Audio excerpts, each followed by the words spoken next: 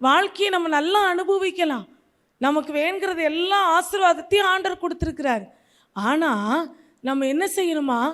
கணக்கு ஒப்புவிக்கணும். நியாய தீர்ப்பு நாள், ஜட்ஜ்மெண்ட் டே அப்படின்னு சொல்லி ஒரு டே உண்டு. அந்த டேல ஆண்டவர் நம்மளை பார்த்து கணக்கு ஒப்புவிக்கணும் அப்படின்னு சொல்லி சொல்கிறாரு. இந்த உலகத்தோட நம்முடைய வாழ்க்கை முடிஞ்சு போகிற வாழ்க்கை இல்லை. நம்ம வாழ்க்கை இதற்கு பிறகு, இந்த உலகத்தில் மரித்த பிறகு நமக்கு எல்லாருக்கும் ஒரு எட்டர்னல் லைஃப் இருக்குது. அந்த எட்டர்னல் லைஃப்பில் ஒரு நாள் ஆண்டவன் நியாயாதிபதியாக நம்ம எல்லாரும் ஆண்டவரை சந்திக்க போகிறோம்.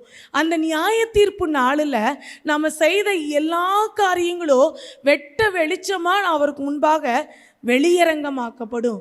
நம்ம மறந்துடலாம், இதெல்லாம் நம்ம செஞ்சோமா, இதெல்லாம் எனக்கு இருந்துச்சா, இதெல்லாம் எனக்கு வந்துச்சா அப்படின்னு சொல்லி நம்ம அநேக காரியங்களை நம்ம மறந்து போயிடலாம்.